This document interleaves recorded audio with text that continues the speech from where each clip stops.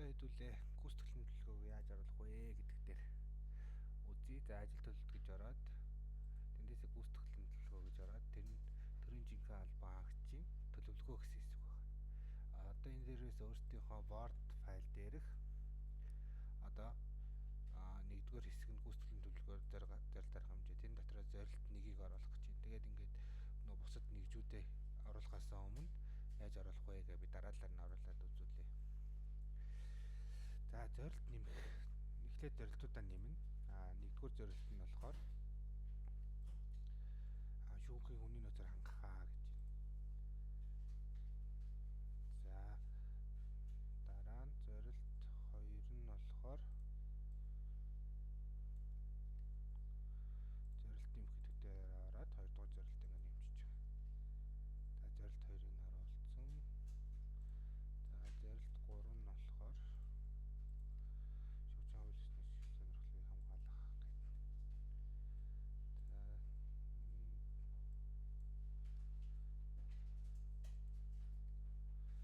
гэдэг. За зорилт 4 нь за ингээд нийт 4 зорилттой юм байна.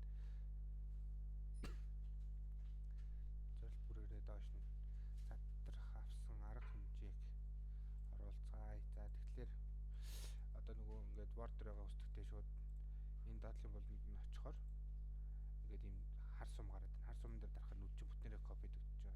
Тэндээс нь нөгөө копи буюу энийг дарж болно. Эсвэл Ctrl C-гээ копиж болно шүү дээ. Тэгж оруулаад авсан арга хэмжээ гэдэг дээр ороод зорилт 1 доторх арга хэмжээг оруулах гэж байгаа шүү. За нэгдэх арга хэмжээ нь за оруулаа хадгалчихна. За тэгэнгүүтээ энэ зорилт маань дотроо нөгөө шалгууруудаа нэмэн тэ шалгуур нэмэх гэдэг дээр дарахаар шалгуур үзүүлэлт суурь төвшин зорилт төвшин гэдэг ингээ бүгд орчихно. Эхлэх хугацаа дуусах хугацаа гэдэг. За дараа нөгөө дотроо ингээд дид бүлэг бол задардаг юмуд байгаа шүү дээ. За энд байна уу? Харъя. Энд байхгүй юм байна. Нэг арга хэмжээ, нэг юм арга хэмжээ дотроо ингээ 2 бол задарч явах юм бол энийг яаж оруулдаг вэ гэхээр одоо ингэнэ гэсэн үг. Энэ нэгнүүд ороод, энэ ороод, энэ гэсэн үг. Энэ арга хэмжээний дотор 2 дид хөтөлбөртэй байх юм бол энийг оруулахдаа энэ доотлын дид арга хэмжээ нэмэх гэж байгааз энэ дээр ороод доотлын дид арга хэмжээг нэмж болно гэсэн үг шүү. Одоо энэ байхгүй учраас шууд энийг оруулаад явъя. За эхний юуны шалгуур үзүүлэлт нь юу вэ гэхээр за холбогдох ажиллагааг зохион байгуулсан байна гэж байна те. За тэгэнгүүт суурь төвшин хэд байх ёстой юм. За 95% байх ёстой юм байна. За 95% байх ёстой. За зорилт төвшин эхний хагаст ямар болсон байх ёстой вэ гэдгээ ингээд текстээр оруулчихна.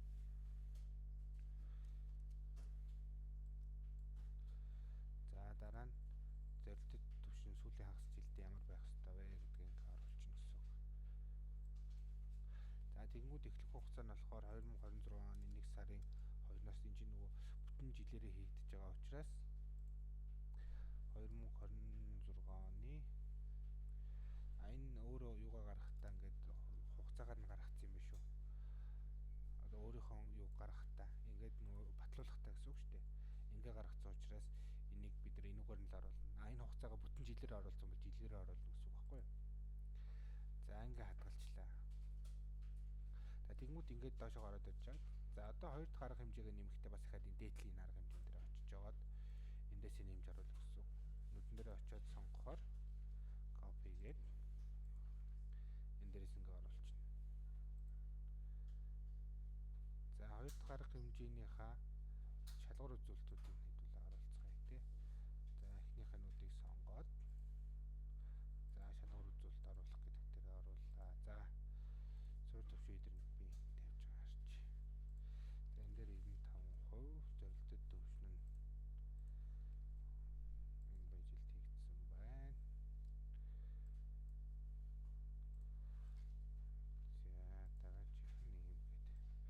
нь ийм байдлаар юмнуудаа оруулчихна гэсэн. За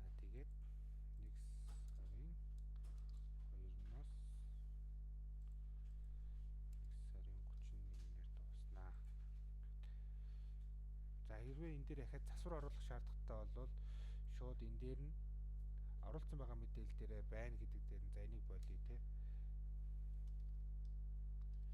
Шаардлагатай гэдээ оруулаад энийг засах бол ингээл орхичин. Тэгээд энэ нь өөрөө хадгалагдчихж байгаа гэсэн үг шүү. За би энийг нэг устгачээ. За тэгэнгүүт эдгээр дээр ингээ бүх текстэн дээр засвар хийж болно гэсэн үг шүү.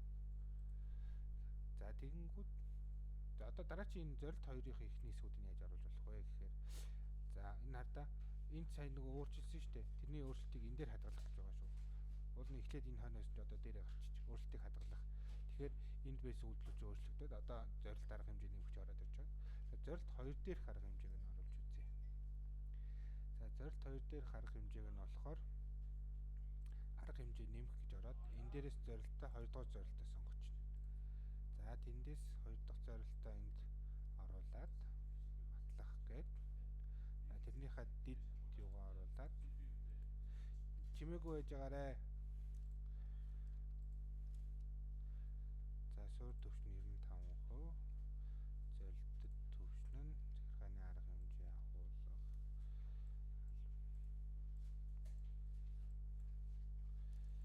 За хагас жил бүтэн жил нь болохоор ингээл яг нүдэндээ зүгээр өөртөөхөө Word дээр байгаа юмнуудаа л хийгээ оруулж өгсөн. 1 сарын 2-наас 1 сарын 31. За тэгэхэд ингээ хадгалах гэж оруулчихна. Тэгэхээр ингээ зорилт дотор ороо явчихад ийм байдлаар оруулсан гэсэн үг. За одоо мэдлэг ур чадвараа дэвшлүүлэх арга хэмжээнд дээр нь яаж оруулах вэ гэхээр яг өмнөхтэйгөө л ер нь адилхан.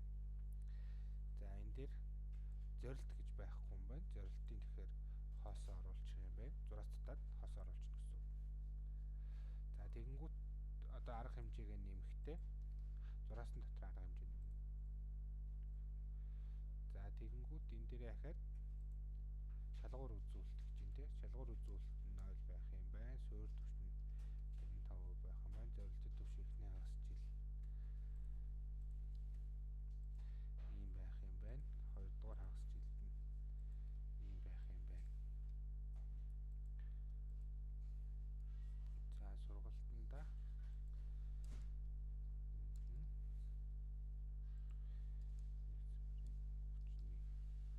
за ингээд мэдлэг ур чадвар дэвшлүүлэх арга хэмжээ ингээд за бүгд орлоо гэд бодъё те.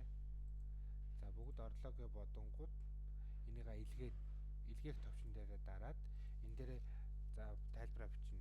Батлуулах те. Батлуулах гэд хянах гишүүн нь хэн байх юм. За энийг хүний нөөц хянах учраас мөнх цэцэг хүний нөөц байна. Батлах гишүүн нь тамгын дарга баццэг байна. За тэгээд илгээнэ. За тийчхэн төлөвлөгөө хэмжүүр илгэхдээ ихтэй байна уу гэж байна. За илгээлээ. За ингээд хянуулахаар хүлээгдэж байгаа гэсэн төлөвтэй олчиж байгаа юм. За ингээд хянагдаад энэ батлагдсан төлөвт орчих юм бол саяныхаа төлөвлөгөөнийхөө биелтийг хийнэ. Биелтийг хийхдээ энэ төлөвлөгөө батлагдсны дараа энэ дээр хөрсөн төвшин биелэлт гэдэг эдэн нүнүүд нь баачна гэсэн үг. За би батлагдсан бичлэгийг дахиад тусад нь оруулъя.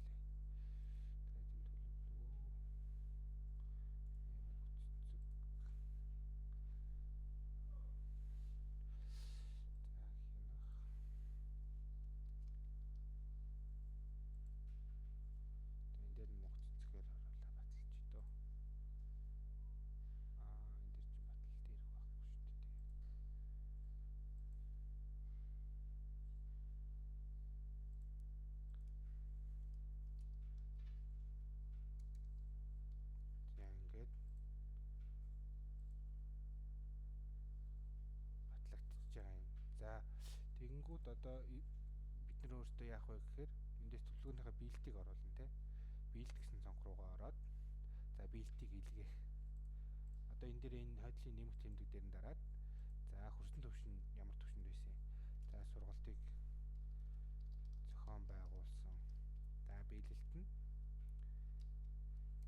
одоо 100 хүний сургалт хийсэн ч юм уу те. Гүйцэтгэлийн хүн 95 гэж үнсэн бол 95-аараа байна. Нотлох баримт байх юм бол энэ дээр одоо зураг бичлэг юмуд байвал зураг бичлэгүүд авсагна гэсэн үг. одоо ингээд ихний хэсэг болчихж байгаа. Тэгэнгүүт эргээд эдрээга бүгдийн бэлдүүд ингээд тус тусад нь оруулаад шаардлагатай гэж үзсэн тохиолдолд эндээсээ ороод дахиад устгаж байгаа дахиад оруулчих болно гэсэн үг. Засварлчих болно. Эсвэл нөгөө хавсралт файл чинь дутуу санагдсан бол хавсралт файлаа дахиад нэмчих болно гэсэн үг. За тэгээд ингээд бүх биелэлтээ хийгээд дуусчлаа гэж үзэх юм бол биелэлт илгээх гээд за биелэлтээ